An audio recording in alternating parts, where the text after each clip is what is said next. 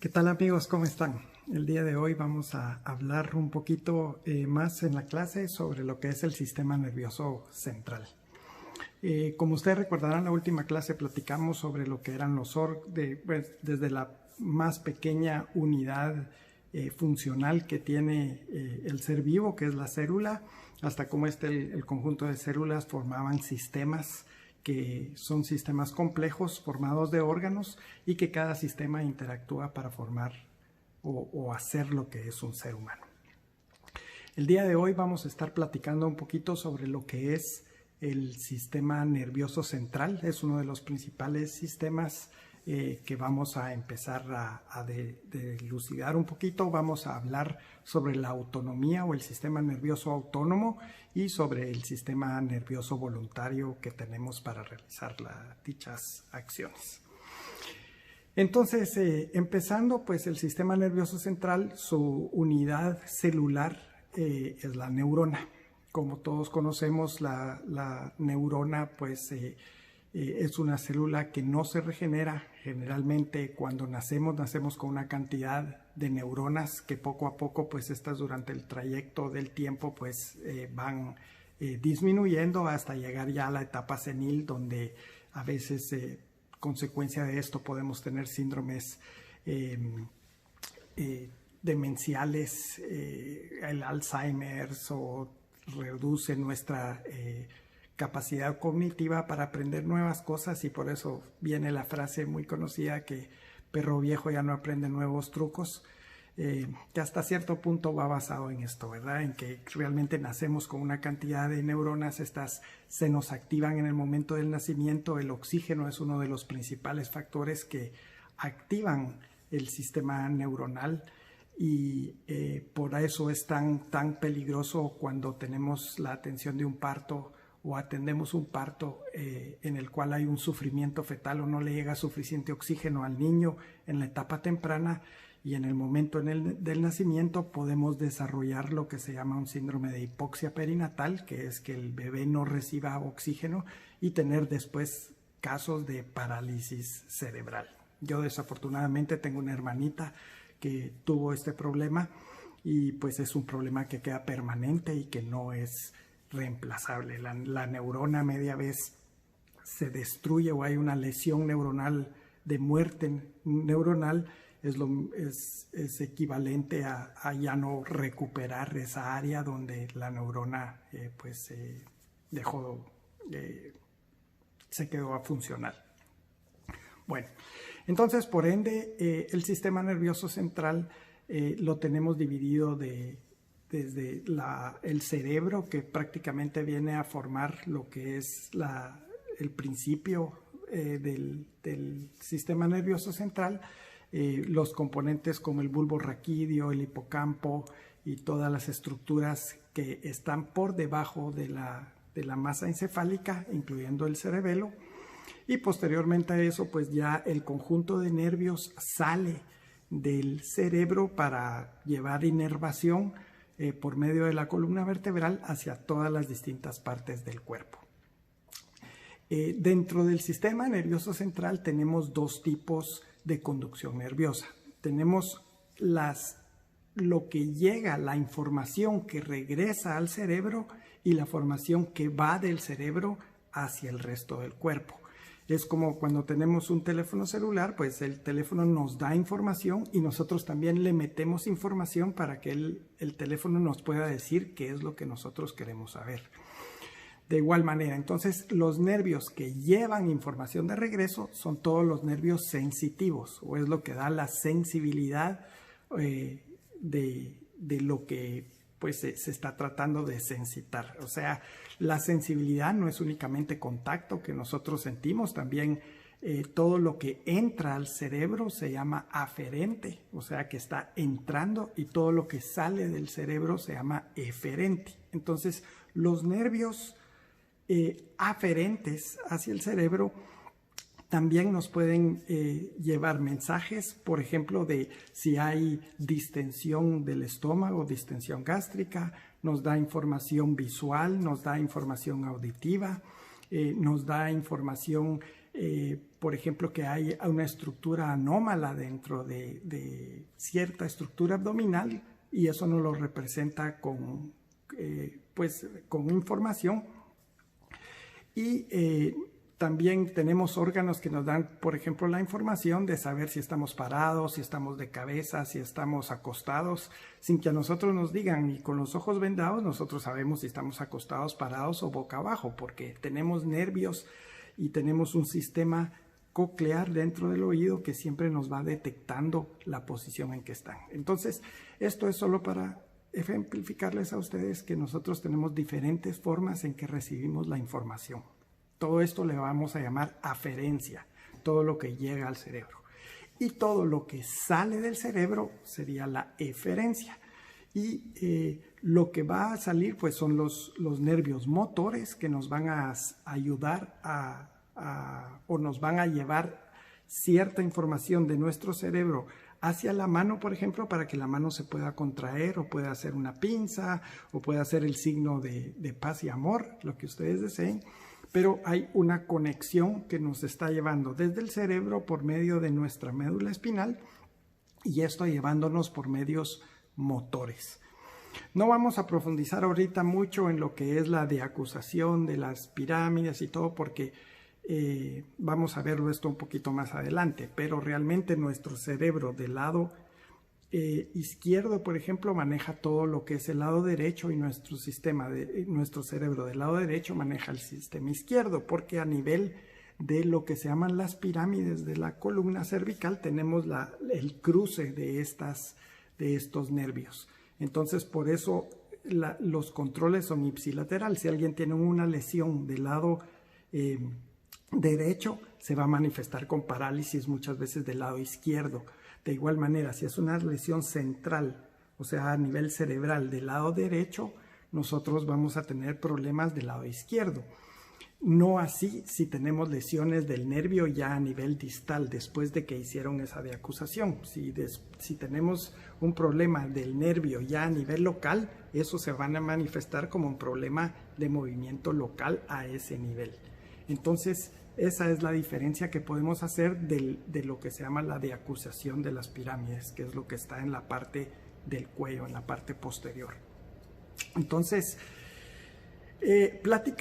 hablando de esto, pues la eferencia que vamos a tener no es únicamente motriz, también vamos a tener eferencia de ciertos nervios que van a inervar órganos que son autónomos, como por ejemplo el páncreas, como por ejemplo la función renal, como por ejemplo la función digestiva de poder absorber alimentos o medicamentos que nosotros hayamos tomado, la función de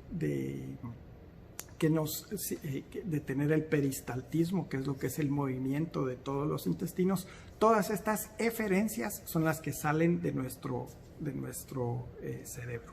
Entonces tenemos toda la información o todo el input que recibimos, que es la aferencia, y tenemos todo lo que sale de nuestro cerebro, que es la eferencia.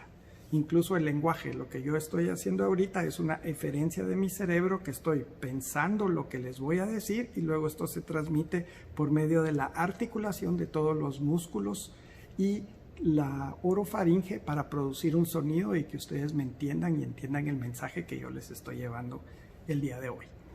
Bueno, entonces, ¿qué tipos de eferencias o qué tipos de aferencias tenemos dentro del sistema nervioso central? Pues definitivamente tenemos la funcionalidad de lo que es el sistema voluntario, que es nuestro pensamiento va a llevar hacia la activación en la corteza cerebral de ciertas neuronas, muchas veces motoras, para poder producir, como les digo ahorita, el lenguaje que yo les estoy tratando de manifestar. Esto es algo cognitivo, o sea, es algo que yo estoy pensando y queriendo hacer. Pero tenemos también las funciones que no son cognitivas, que son las funciones automáticas. Estas generalmente son generadas en lo que es el puente y el hipocampo, que es un poco abajo de lo que es la corteza cerebral, y lógicamente también hay neuronas dentro del homúnculo cerebral El homúnculo es simplemente las regiones del cerebro que están divididas para ciertas actividades. Y se las voy a mostrar en un dibujo más adelante, pero las actividades, o sea, el control motriz que tiene el cerebro sobre el cuerpo humano, muchas veces son diferentes regiones que se nos van dando para dicha actividad. Y por ejemplo las manos, que es algo donde tenemos movimientos muy finos, donde podemos hacer tareas como por ejemplo en mi caso de cirujano, el poder operar y tratar de manejar bien las pinzas, y abarca una buena parte del homúnculo cerebral, o sea, hay una buena área del cerebro dirigida a esos movimientos finos porque requieren mucho mayor precisión para hacerlos.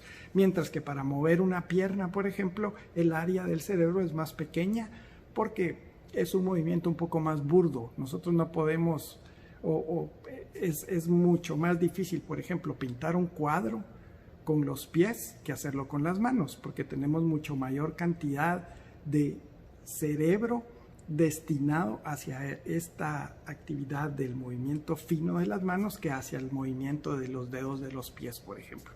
Por eso es tan admirable a alguien que, por ejemplo, tuvieron que amputarle los brazos o perdió los brazos en un accidente y luego pinta con los pies, porque definitivamente es un área que requiere mucho estímulo para el poder alcanzar un nivel de expertaje en el poder utilizar estas áreas, porque como les digo es un área mínima del cerebro y hay que explotar esa área mucho para poder hacer cosas muy impresionantes como pintar con los pies, por ejemplo. Bueno, entonces el sistema voluntario ya platicamos que son todas las actividades que yo voy a querer hacer, y luego está el sistema involuntario. El sistema involuntario es todas las actividades que yo no tengo que pensar para hacerlas, sino que mi cuerpo lo hace automáticamente.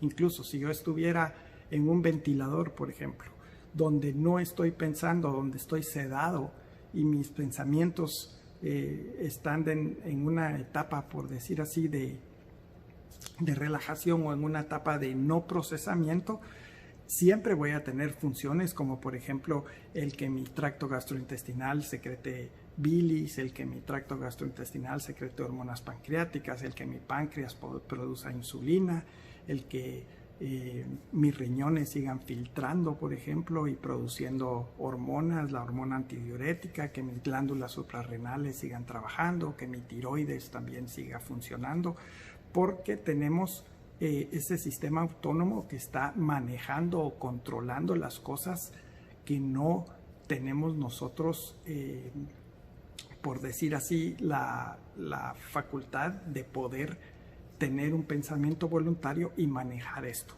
Eso viene pues desde el corazón, la constricción de los vasos vasculares, como les digo, todas las funciones del sistema gastrointestinal generalmente,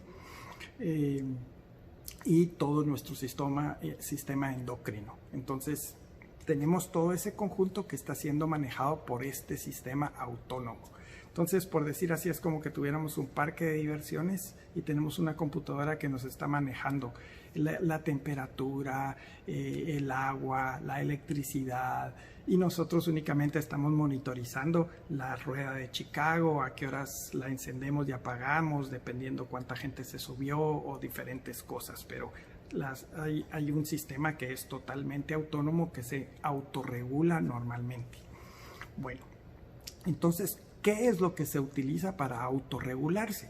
Y la forma en que se comunica, pues nosotros somos seres eléctricos. Nosotros lo que utilizamos dentro de nuestro cuerpo como comunicación entre célula y célula son... Bueno, perdón por la interrupción. Entonces el sistema autónomo lo que utiliza para la comunicación entre células generalmente es eléctrica mediante lo que se llaman electrolitos, y por eso es importante nosotros consumir electrolitos y tener electrolitos en nuestro cuerpo. Generalmente el sodio, el potasio, el cloro, el magnesio, todos tienen cargas negativas o positivas, y esto hace que hayan ciertos umbrales dentro de las células para comunicación dentro de ellas. Pero a nivel de nervios, la conducción nerviosa en el sistema autónomo es por medio de neurotransmisores. Y los neurotransmisores, principalmente la acetilcolina, es uno de los neurotransmisores que lo que hace, la forma en que se conecta o se comunica con el cerebro es por medio de polarizaciones y despolarizaciones de las membranas. Entonces, por eso cuando una conducción nerviosa va por un nervio, si este está despolarizado, hay que esperar a que se repolarice para que vuelva a transmitir un mensaje nervioso. Es por eso que cuando a veces le pinchan, le van a poner una inyección a alguien, por ejemplo, ustedes le agarran la piel y dice, eso le dolió menos cuando le agarran la piel, y la razón es porque están despolarizando el nervio que está inervando esa área, y cuando ya le ponen la inyección, ya hay un nervio que está compitiendo con otro que está sintiendo el tacto. Entonces la despolarización no es tan fuerte que si ustedes solo vienen y agarran la jeringa y meten la aguja, porque es una sola conducción. Entonces, por eso es que también cuando nos duele algo nos sobamos o nos tocamos, porque eso está despolarizando el área, y de esa manera la conducción nerviosa del dolor se está también compartiendo con la conducción nerviosa que va con el tacto, la cantidad de nervios que hay ahí, y de esa manera sentimos como que fuera alivio. Realmente lo que estamos teniendo es una competencia de la transmisión del mensaje, que uno es un mensaje de dolor y el otro es un mensaje de tacto, y eso es lo que está haciendo que el mensaje de dolor no abarque todas esas conducciones nerviosas que se están despolarizando con esa sensación. Entonces, esto es lo que estamos persiguiendo. Después también tenemos la eferencia de nuestro cerebro a el sistema autónomo, y es cuando detectamos, por ejemplo, por medio de esa aferencia, por ejemplo, un vaso vascular, que la presión de nosotros se nos está cayendo. Hay un gran calor y nuestra presión se está viniendo para abajo y los vasos se están dilatando por el calor.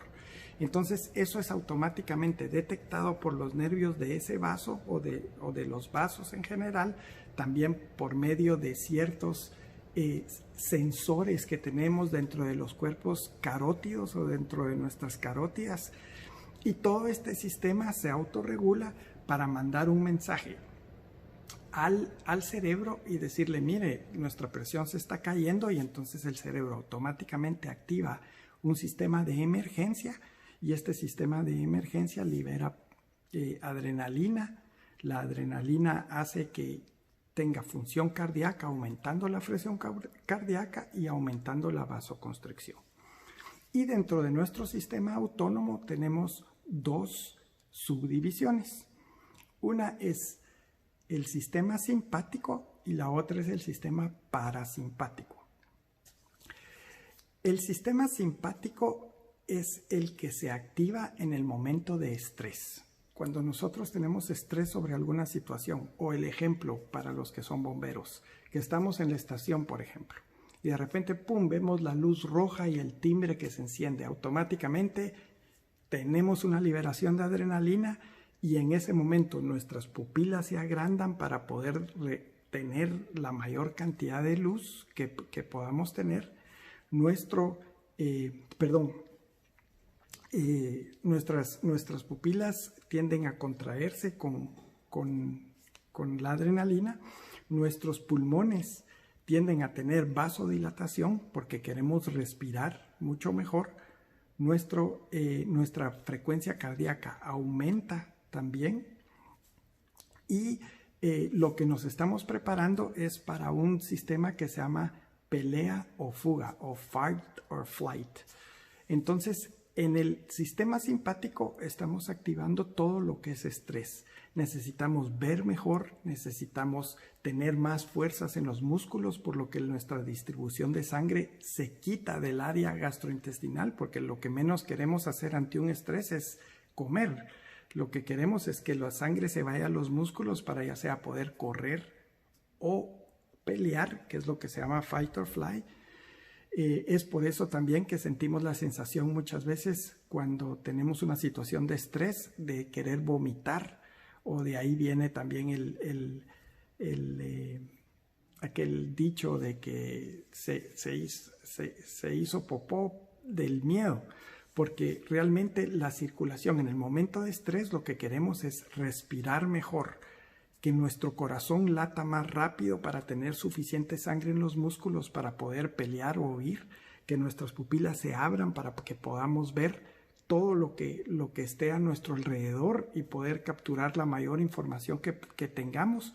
Nuestros sentidos se ponen mucho más agudos y esto es lo que activa ese sistema de emergencia que necesitamos en ese momento. Y el sistema parasimpático es todo lo contrario, es el sistema de relajación. Entonces en él, cuando tenemos activado el sistema parasimpático, eso lo que va a hacer es que la sangre se vaya a nuestro sistema gastrointestinal, que podamos tener una buena digestión, nos da hambre. El sistema parasimpático nos relaja, nos baja la cantidad de respiración, hay un poco de broncoconstricción, no hay una broncodilatación como la que necesitamos en un momento de estrés. También nuestro sistema cardiovascular tiende a relajarse, la frecuencia cardíaca tiende a venir para abajo y también nuestra presión tiende a disminuir. Nuestras pupilas también pues se vuelven más pequeñas, no hay necesidad de tener esa agudeza visual que necesitamos cuando tenemos una actividad de estrés. Y entonces el cambio es todo hacia la relajación. El sistema parasimpático es totalmente lo contrario del sistema simpático, que es el que se nos activa por medio de la emergencia. Entonces, la adrenalina es uno de los tantos neurotransmisores que tenemos que nos activan el sistema simpático. Y por eso en un momento en el que tenemos un paciente que tiene un trauma mayor, lo que le estamos aplicando al aplicarle adrenalina es ese neurotransmisor para que active su sistema simpático y el sistema simpático le salve la vida. Entonces, si su frecuencia cardíaca está baja, si está el paciente entrando en una hipotensión por diferentes razones, porque lo picó una avispa o por algún otro factor, perdió sangre, un factor distributivo. Entonces, en ese momento, lo que le estamos aplicando es, por decir así, diciéndole a su cuerpo, comunicándonos a su sistema involuntario por medio de este neurotransmisor llamado adrenalina, que active su sistema simpático aún más. Y entonces causamos esta taquicardia, levantamos la presión mediante vasoconstricción y la frecuencia cardíaca, nuestra frecuencia respiratoria aumenta y entonces lo que tratamos es de preservar la vida mediante esa conducción o esa información que le estamos brindando con ese neurotransmisor que es la adrenalina. También tenemos epinefrina. Los neurotransmisores pueden actuar en diferentes órganos. Adrenalina es uno de los principales que tenemos secretado por nuestras glándulas suprarrenales cuando tenemos un sistema de estrés. Pero también, digamos, tenemos epinefrina o norepinefrina, que son otros compuestos que se crean sintéticamente, pero actúan de esa misma manera. Y estos tienen, por decir así, más efecto en lo que es la vasoconstricción que en lo que es la frecuencia cardíaca. Tenemos receptores dentro de nuestro sistema simpático que están divididos también en dos, lo que son los receptores alfa y los receptores beta. Estos receptores los tenemos en diferentes partes del cuerpo. El sistema beta, por ejemplo, los beta receptores se encuentran en su mayoría en lo que es el lecho pulmonar y en la vasculatura en el sistema venoso. Y los sistemas alfa se encuentran más en lo que es el sistema arterial. Por eso cuando queremos tener una vasoconstricción, damos alfa agonistas. Agonistas quiere decir que activan el sistema alfa. O cuando queremos una relajación o una vasodilatación arterial, damos lo que son los alfa antagonistas para que no actúen esos receptores. De igual manera en los pulmones. Cuando tenemos un asmático le damos un beta agonista como el salbutamol. Es un activador de los receptores beta. Y cuando queremos bueno, casi nunca no vamos a tener una vasoconstricción, pero hay beta antagonistas que nos van a reducir, por decir así, la frecuencia cardíaca, como el propranolol, o medicamentos que son beta selectivos y que van a ir a bloquear esos receptores beta. Entonces tenemos para las diferentes índoles. Si queremos tratar hipertensión o si queremos tratar asma, son dos cosas totalmente distintas. Entonces por eso tenemos que tener mucho cuidado de saber qué sistema estamos activando y si queremos activarlo o desactivarlo. En un hipertenso estamos bloqueando el sistema beta, pero en un asmático estamos propiciando el sistema beta para que abra los pulmones. Entonces, esto es algo que siempre debemos de tener en cuenta de cómo estamos afectando o no afectando con los medicamentos que damos los diferentes subdivisiones del sistema. Y también hay otros receptores que son los receptores de dopamina, que generalmente están a nivel central. Y estos más que todo tienen mucho que ver con nuestros sistemas de pensamiento, con depresión, con sentirnos adecuados. La dopamina, ustedes han hablado de que nos causa ese efecto tiene ciertos efectos cardiovasculares, pero también tiene ciertos efectos de relajación y de función renal. Digamos, con la dopamina, dependiendo de las dosis que podemos dar de dopamina, podemos ayudar o no a la filtración renal. Entonces tenemos receptores, ya aprendimos alfa, beta, delta, que son los de dopamina, y receptores también de serotonina, que es otro neurotransmisor importante que actúa un poco más a nivel central. Y por ejemplo, hay medicamentos que se dan para la depresión, por ejemplo, que nos pueden bloquear o no bloquear los receptores de serotonina que tenemos a nivel central. O por ejemplo anestésicos o la heroína o la morfina, que actúa a nivel de sistemas, que no es un antiinflamatorio, por ejemplo, pero sí actúa a nivel de los receptores opiáceos, que son estos receptores de dopamina, donde nos vamos a sentir sin dolor porque activamos esos receptores del bienestar, que son estos receptores de dopamina. Entonces, todos los fármacos que vamos a dar, que van a tener cierta influencia sobre el sistema nervioso central, van a actuar ya sea a nivel celular por medio de esta electricidad con electrolitos de bloquear ciertos canales, o nos van a actuar por neurotransmisores, bloqueando o instigando la conducción del neurotransmisor. Muy bien, entonces acá, como pueden ver, el cerebro está conectado por medio del puente hacia el bulbo raquídeo, y luego posteriormente a eso pues van a salir todas las aferencias y eferencias que van a entrar del cerebro.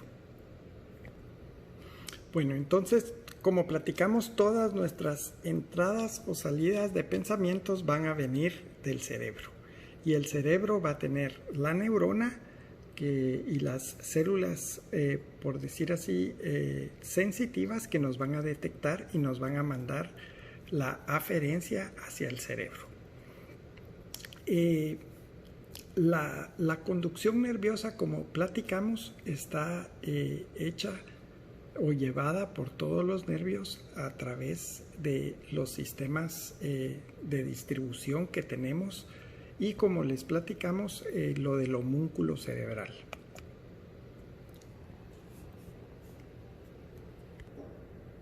Entonces, esta es más o menos una imagen de lo que les decía de lo que es el homúnculo cerebral.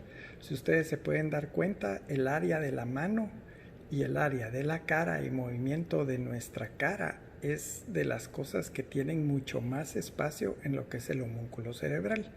Y dependiendo de qué lado sea, si es del lado derecho o lado izquierdo, cuando es a nivel del rostro va a ser del mismo lado. Eso se llama ipsilateral. Pero cuando ya pasamos a nivel del cuello, donde les digo que hay deacusación, o sea, cruce de los nervios, eso se llama deacusación de las pirámides, entonces esto va a ser contralateral. Esto es muy importante cuando estemos diagnosticando algún trauma de cráneo o tengamos o evaluemos a un paciente con una lesión de cráneo, porque todo lo que sea por arriba del cuello va a ser ipsilateral, o sea, del mismo lado de donde está la lesión cerebral, y todo lo que sea por debajo de la deacusación de las pirámides, esto va a ser contralateral o del otro lado. Acá podemos ver entonces lo que es el sistema simpático y el parasimpático. Y entonces acá podemos ver, digamos que el sistema simpático nos va a dilatar las pupilas, nos va a inhibir la salivación, porque pues por eso nos pone la boca seca, nos va a aumentar la frecuencia cardíaca, nos va a relajar la vía aérea y abrir la vía aérea, nos va a inhibir el estómago o la secreción de jugos gástricos, porque en ese momento lo que menos queremos es comer, queremos salir huyendo, como habíamos mencionado, y nos va a estimular también la secreción de epinefrina y norepinefrina para continuar teniendo esos efectos prácticamente de constricción. Y acá ustedes pueden ver más o menos a qué nivel de la columna vertebral es donde sale la inervación hacia cada órgano. A esto también tiene un nombre y esto le llamamos dermatomas. Dependiendo el lugar de donde está irrigando el nervio, a eso le vamos a llamar el dermatoma, de donde sale más o menos de la columna vertebral la inervación hacia esa área en particular.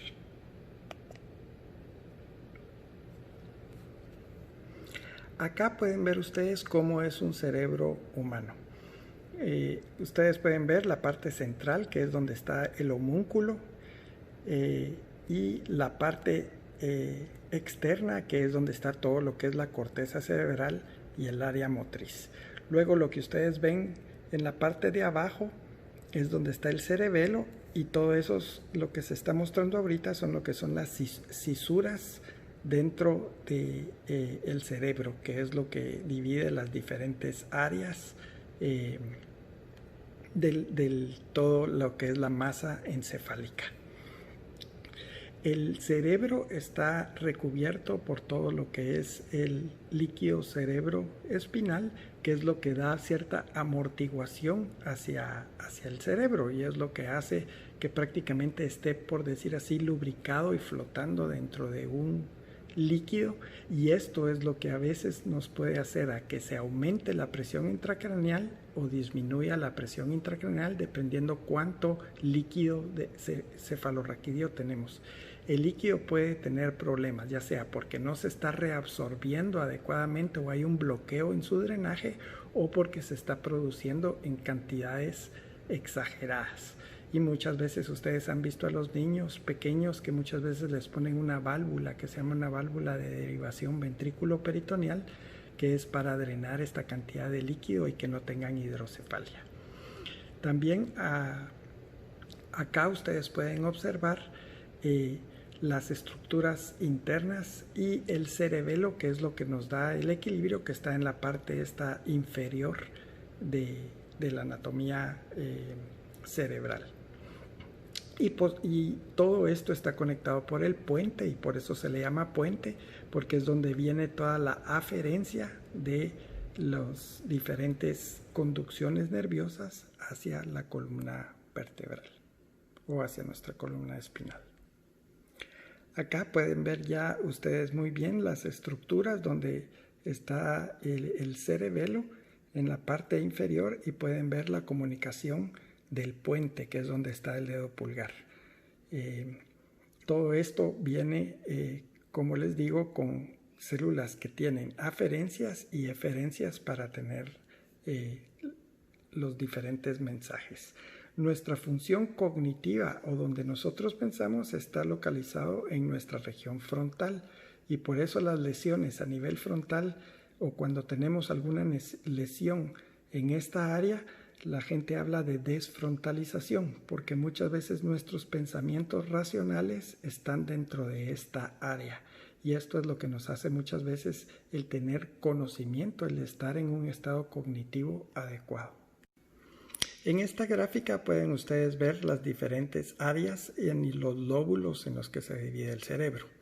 Tenemos nuestro lóbulo frontal, que está dentro de esta área, que es el área, como platicamos, el área que está por detrás de la frente.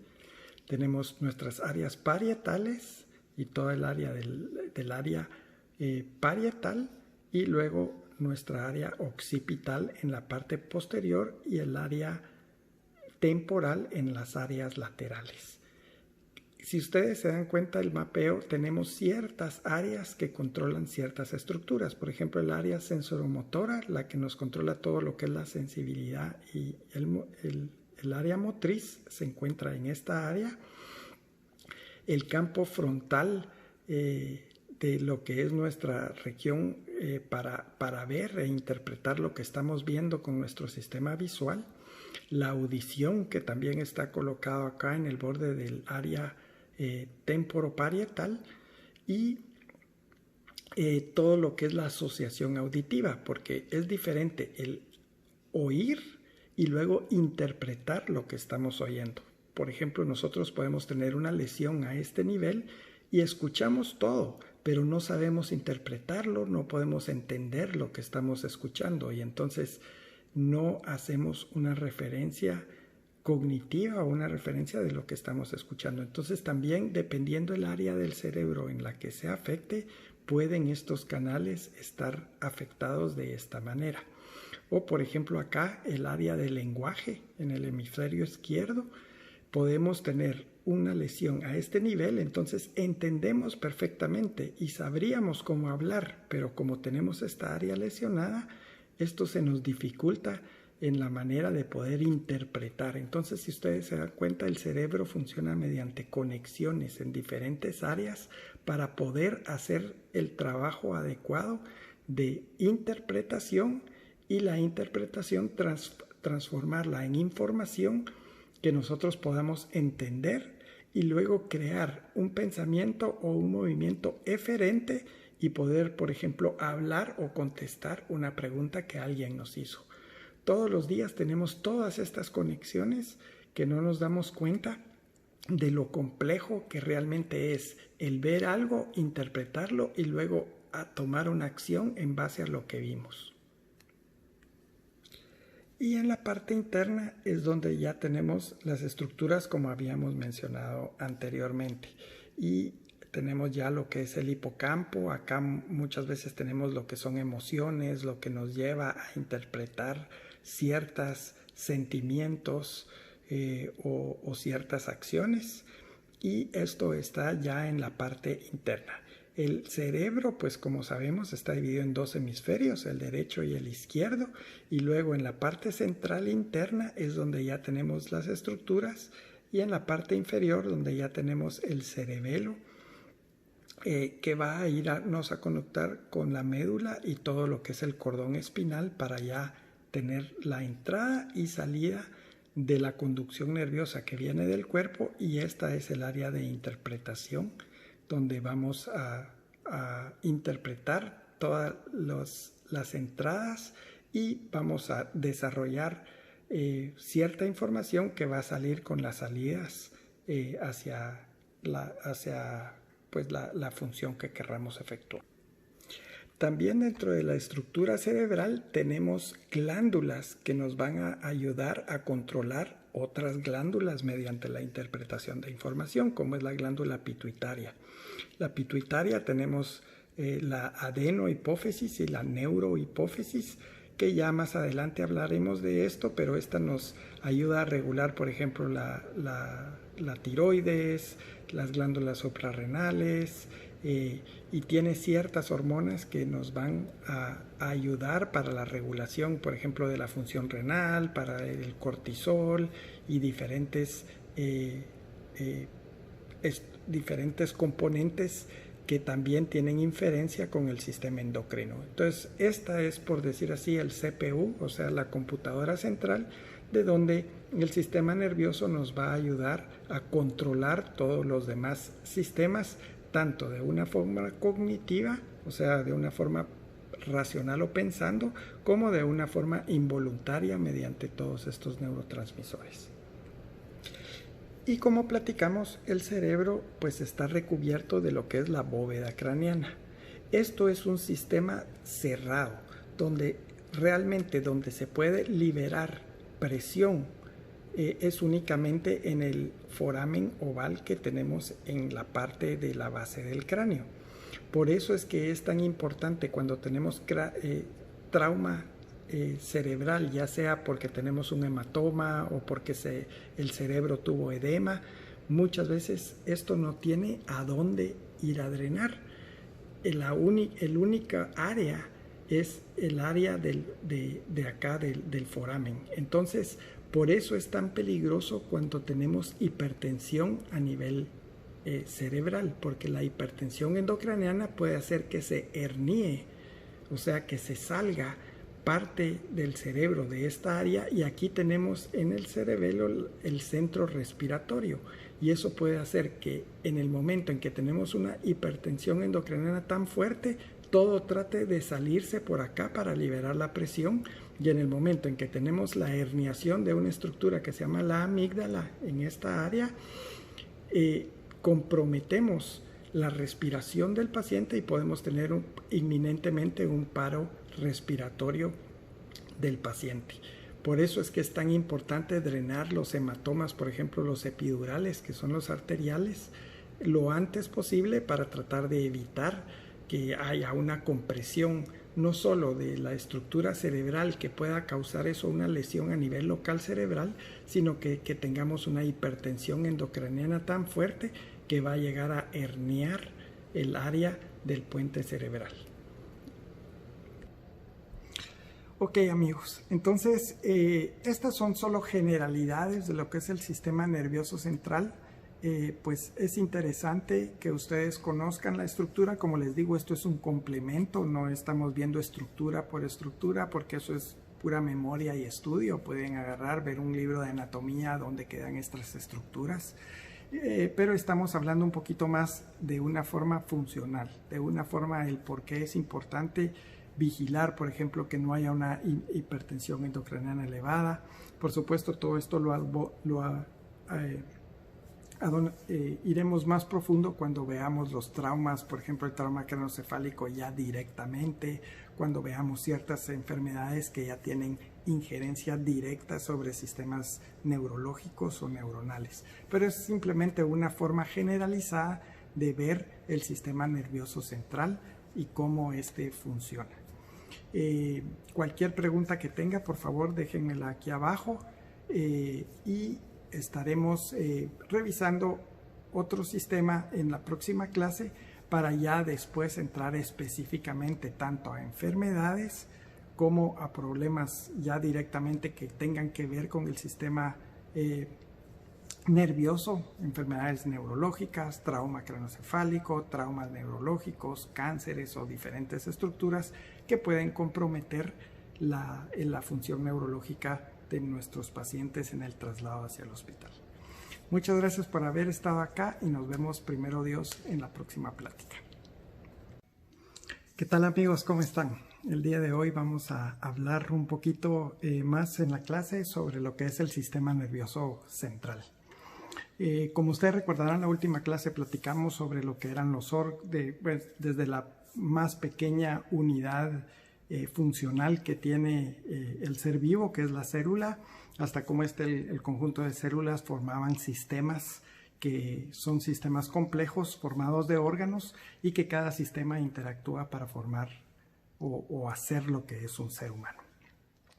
El día de hoy vamos a estar platicando un poquito sobre lo que es el sistema nervioso central. Es uno de los principales sistemas que vamos a empezar a dilucidar un poquito. Vamos a hablar sobre la autonomía o el sistema nervioso autónomo y sobre el sistema nervioso voluntario que tenemos para realizar dichas acciones. Entonces, empezando, pues el sistema nervioso central, su unidad celular es la neurona. Como todos conocemos, la neurona pues es una célula que no se regenera. Generalmente cuando nacemos con una cantidad de neuronas que poco a poco, pues estas durante el trayecto del tiempo pues van disminuyendo hasta llegar ya a la etapa senil, donde a veces consecuencia de esto podemos tener síndromes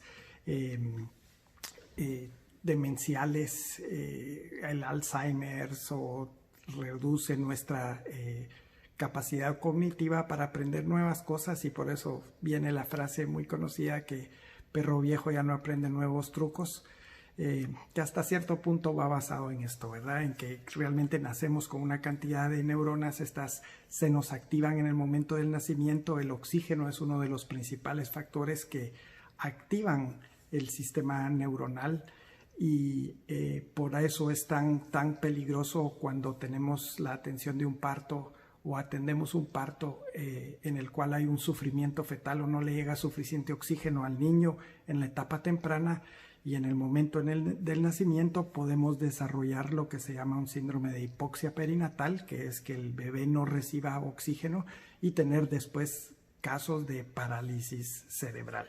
Yo desafortunadamente tengo una hermanita que tuvo este problema, y pues es un problema que queda permanente y que no es reemplazable. La neurona media vez se destruye o hay una lesión neuronal de muerte neuronal, es equivalente a ya no recuperar esa área donde la neurona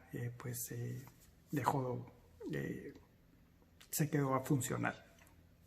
Bueno, entonces por ende el sistema nervioso central lo tenemos dividido desde el cerebro, que prácticamente viene a formar lo que es el principio del sistema nervioso central, los componentes como el bulbo raquídeo, el hipocampo y todas las estructuras que están por debajo de la masa encefálica, incluyendo el cerebelo. Y posteriormente a eso, pues ya el conjunto de nervios sale del cerebro para llevar inervación por medio de la columna vertebral hacia todas las distintas partes del cuerpo. Dentro del sistema nervioso central tenemos dos tipos de conducción nerviosa. Tenemos lo que llega, la información que regresa al cerebro, y la información que va del cerebro hacia el resto del cuerpo. Es como cuando tenemos un teléfono celular, pues el teléfono nos da información y nosotros también le metemos información para que el teléfono nos pueda decir qué es lo que nosotros queremos saber.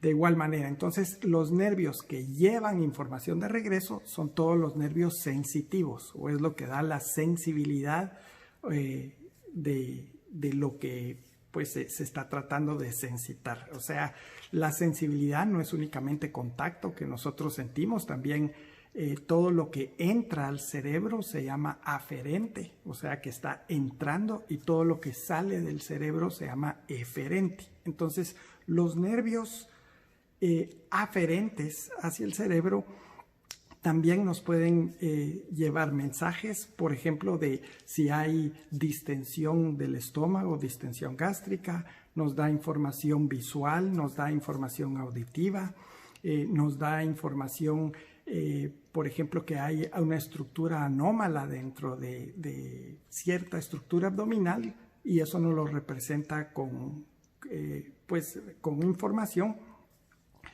Y también tenemos órganos que nos dan, por ejemplo, la información de saber si estamos parados, si estamos de cabeza, si estamos acostados, sin que a nosotros nos digan, y con los ojos vendados nosotros sabemos si estamos acostados, parados o boca abajo, porque tenemos nervios y tenemos un sistema coclear dentro del oído que siempre nos va detectando la posición en que están. Entonces, esto es solo para ejemplificarles a ustedes que nosotros tenemos diferentes formas en que recibimos la información. Todo esto le vamos a llamar aferencia, todo lo que llega al cerebro. Y todo lo que sale del cerebro sería la eferencia.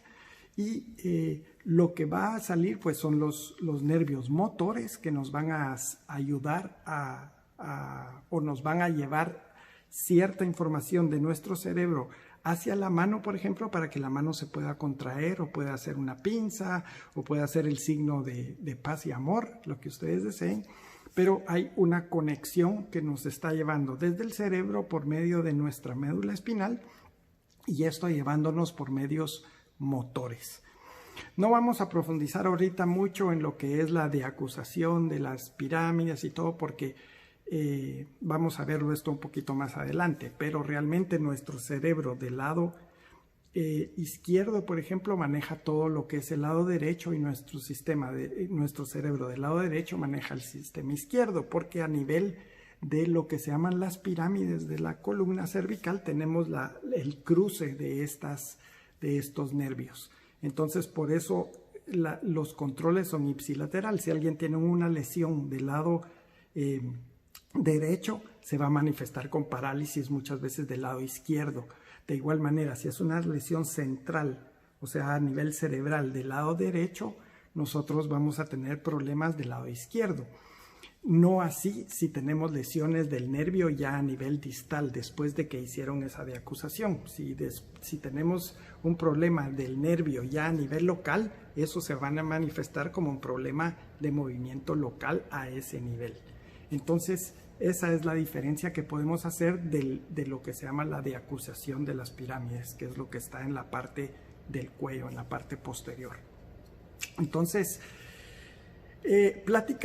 hablando de esto, pues la eferencia que vamos a tener no es únicamente motriz, también vamos a tener eferencia de ciertos nervios que van a inervar órganos que son autónomos, como por ejemplo el páncreas, como por ejemplo la función renal, como por ejemplo la función digestiva de poder absorber alimentos o medicamentos que nosotros hayamos tomado, la función de tener el peristaltismo, que es lo que es el movimiento de todos los intestinos.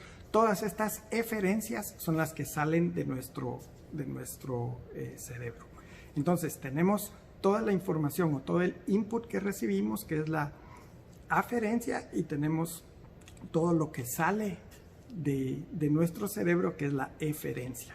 Incluso el lenguaje, lo que yo estoy haciendo ahorita es una eferencia de mi cerebro, que estoy pensando lo que les voy a decir, y luego esto se transmite por medio de la articulación de todos los músculos y la orofaringe para producir un sonido y que ustedes me entiendan y entiendan el mensaje que yo les estoy llevando el día de hoy. Bueno, entonces, ¿qué tipos de eferencias o qué tipos de aferencias tenemos dentro del sistema nervioso central?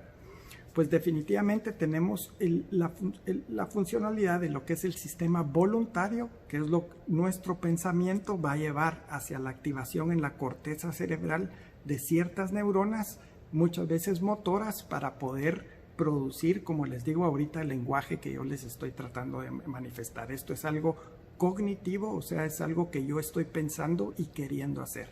Pero tenemos también las funciones que no son cognitivas, que son las funciones automáticas. Estas generalmente son generadas en lo que es el puente y el hipocampo, que es un poco abajo de lo que es la corteza cerebral, y lógicamente también hay neuronas dentro del homúnculo cerebral. El homúnculo es simplemente las regiones del cerebro que están divididas para ciertas actividades, y se las voy a mostrar en un dibujo más adelante, pero las actividades, o sea, el control motriz que tiene el cerebro sobre el cuerpo humano, muchas veces son diferentes regiones que se nos van dando para dicha actividad. Y por ejemplo, las manos, que es algo donde tenemos movimientos muy finos, donde podemos hacer tareas como por ejemplo en mi caso de cirujano, el poder operar y tratar de manejar bien las pinzas, y abarca una buena parte del homúnculo cerebral, o sea, hay una buena área del cerebro dirigida a esos movimientos finos porque requieren mucho mayor precisión para hacerlos. Mientras que para mover una pierna, por ejemplo, el área del cerebro es más pequeña porque es un movimiento un poco más burdo. Nosotros no podemos, es mucho más difícil, por ejemplo, pintar un cuadro con los pies que hacerlo con las manos, porque tenemos mucho mayor cantidad de cerebro destinado hacia esta actividad del movimiento fino de las manos que hacia el movimiento de los dedos de los pies, por ejemplo. Por eso es tan admirable a alguien que, por ejemplo, le cortaron tuvieron que amputarle los brazos o perdió los brazos en un accidente y luego pinta con los pies, porque definitivamente es un área que requiere mucho estímulo para el poder alcanzar un nivel de expertaje en el poder utilizar estas áreas, porque como les digo, es un área mínima del cerebro y hay que explotar esa área mucho para poder hacer cosas muy impresionantes como pintar con los pies, por ejemplo. Bueno, entonces el sistema voluntario ya platicamos que son todas las actividades que yo voy a querer hacer. Y luego está el sistema involuntario. El sistema involuntario es todas las actividades que yo no tengo que pensar para hacerlas, sino que mi cuerpo lo hace automáticamente.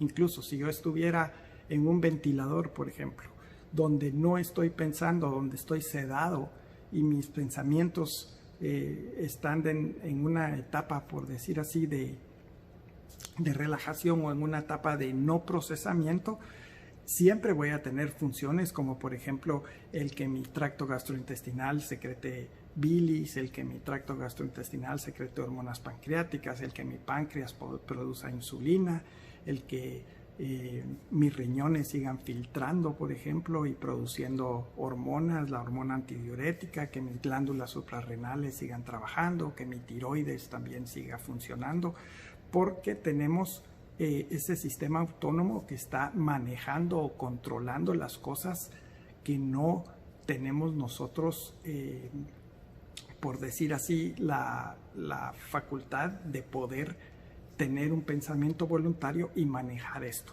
Eso viene pues desde el corazón, la constricción de los vasos vasculares, como les digo, todas las funciones del sistema gastrointestinal generalmente,